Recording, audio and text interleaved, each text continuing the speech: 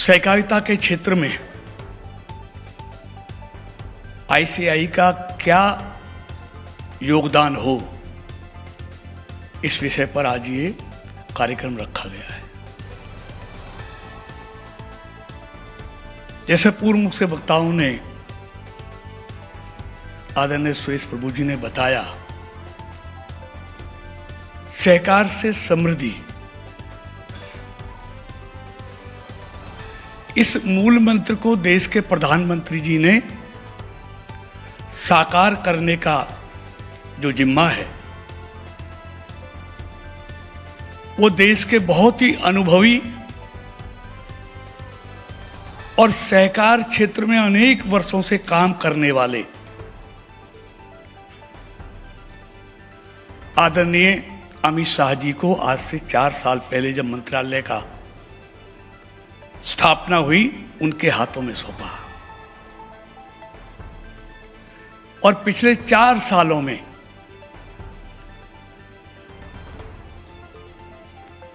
आदरणीय अमित शाह जी के नेतृत्व में, आदरणीय प्रधानमंत्री जी के मार्गदर्शन में इस मंत्रालय ने अभूतपूर्व काम करके दिखाया है।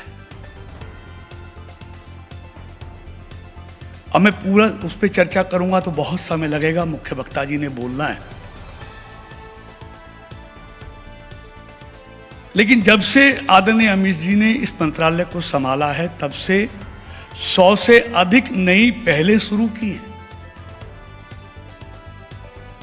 2025 में नई सहकार नीति, जिसकी अध्यक्षता हमारे माननीय सुरेश प्रभु जी ने की, नई सहकार नीति लेके आए हैं।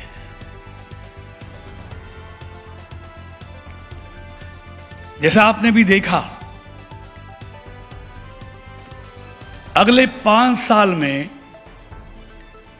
ऐसी कोई पंचायत नहीं हो जहां हमारी प्राथमिक समिति ना हो, पैक्स ना हो। ये लक्ष्य आदरणीय अमित शाह जी ने रखा। और आपको जानकर खुशी होगी, अब तक लगभग 40,000 नई प्राथमिक समितियां हमने बनाई हैं आदरणीय अमित शाह जी के नेतृत्व में। और यही नहीं किया, पहले पैक्स सिर्फ क्रेडिट का काम करती थी, लेकिन आज पैक्स को वाइबल करने के लिए 25 से अधिक नए काम पैक्स को करने के लिए दिए गए हैं। जैसे सीएससी सेंटर हो, पेट्रोल पंप हो, गैस की एजेंसी हो, अन्न भंडारण हो, ऐसे तमाम काम, जन औषधि केंद्र हो, गांव में जल जीवन मिशन का काम हो। अब ऐसे 25 कामें पैक्स कर सकता है। यही नहीं, अभी ऑफिशियल लॉन्च होने वाली है। अभी भारत टैक्सी करके कोऑपरेटिव सेक्टर में हम उसका शुभारंभ करने वाले हैं। अभी तक जो प्राइवेट कंपनियां हैं, इसका अधिकतर मुनाफा वो कंपनियां ले जाती हैं, ड्राइवर के हिस्से में कम आता है। लेकिन आदरणीय मोदी जी की और अमित शाह जी की सोच है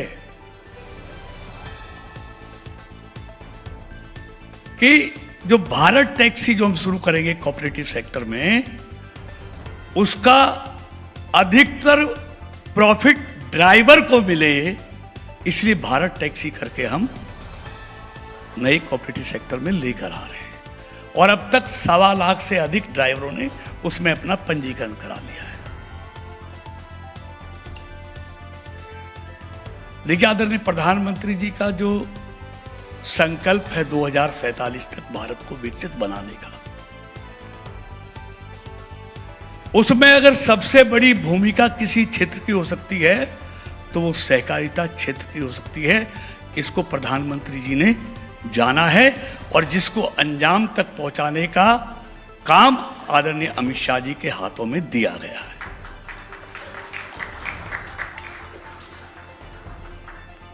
देखिए, किसी भी संस्था हो, कोई भी मंत्रालय हो, अगर उसको आगे बढ़ना है तो उसमें वित्तीय अनुशासन सबसे पहली जरूरत है।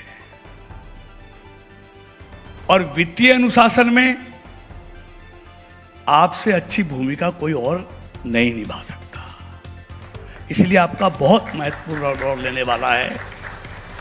और देखिए, जब तक इस देश का किसान मजबूत नहीं होगा, देश मजबूत नहीं होगा।